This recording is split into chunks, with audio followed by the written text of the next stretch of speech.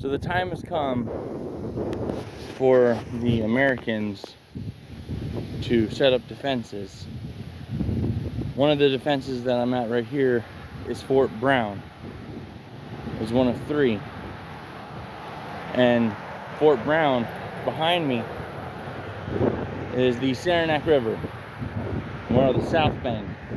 Now, as the British, 10,000 British, advance this way, they're going to be halted by Prevost, because he's a careful general and he wants to make sure that all of his ducks are in a row, pretty much, to make an attack to coincide with the Navy.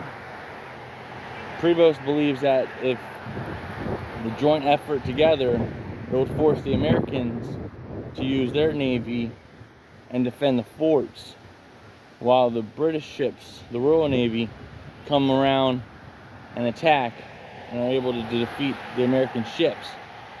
Sadly, as we see, it doesn't go to plan, but we're not there yet.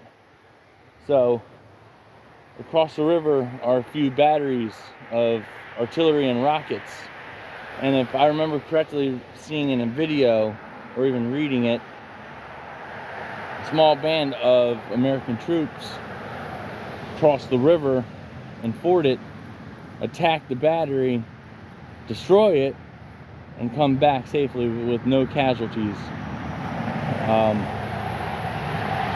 Now, I have here Donald E. Graves' book, In All Their Glory Past, and I'd like to read a passage from it. It's talking about the Vermonters coming over and helping out the New Yorkers. Now, from the book, In All Their Glory Past by Donald E. Graves, it said, the New York militia were coming forward in great numbers.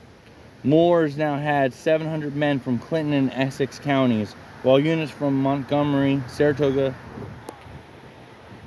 The New York militia were coming forward in great numbers. Moores now had about 700 men from Clinton and Essex counties, while units from Montgomery, Saratoga, and Scary counties were on their way. On 8th of September, they began to be joined by comrades from Vermont. Macomb had appealed to Governor Martin Chittenden of the state to do everything in his power to throw a detachment over the lake.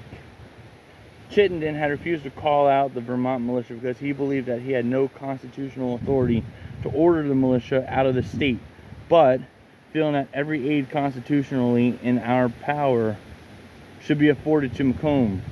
He did authorize Brigadier General Samuel Strong of Vermont to call for volunteers to cross the lake and defend Plattsburgh.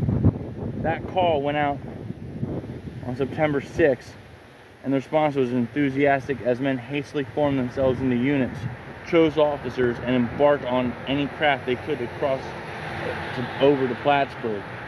Herman Green of St. Albans remembered that a drummer and fifer were engaged by leading the men of the town and beat up for volunteers, and something like 60 embodied, and about 30 of the number stayed at Daniel Dutcher's house. Others returned home for clothing, provisions, and teams of convey their baggage to Milton, to the ford called the Sandbar opposite. We collected on the west side of Sand Island, and there organized a company and made choice of Samuel Farnsworth and our captain, and Daniel Dutcher, lieutenant, and a roll was made of the men then present. Toward 8 Wednesday, 7th of September 1814, a boat came from Plattsburgh and carried our company with many others across the York shore. In all, about 2,500 Vermonters would join Macomb, although one man had somber second thoughts when he heard gunfire coming from across the water. He made an abrupt about-face, explaining to his comrades he had on his best Sunday shoes, and since his wife would feel dreadfully if he spoiled them, he was going to go home to change footwear but shortly return. Needless to say, he never did. Now, I remember hearing, again on another video, that the Vermonters coming over could have been described as a reverse Dunkirk. I don't remember what video I would have saw that on, but it was an interview for the Plattsburgh battle. I'll have to put the link in the description. But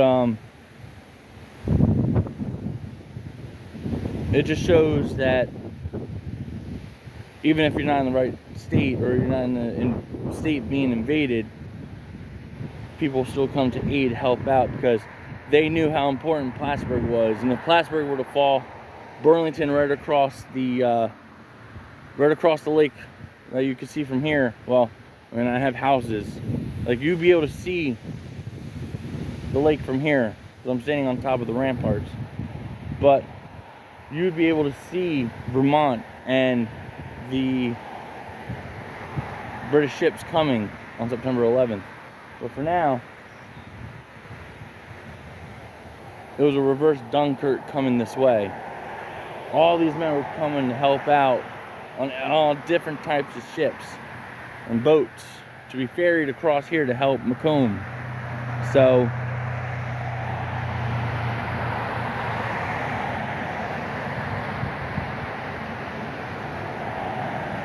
sadly, I can't. I have to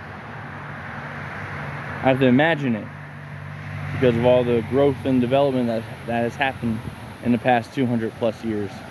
But yeah, the British are on that side, and they're just sitting there, and they sit there and are held off for the duration of the Battle of Plattsburgh, with little skirmishing happening throughout across the Saranac.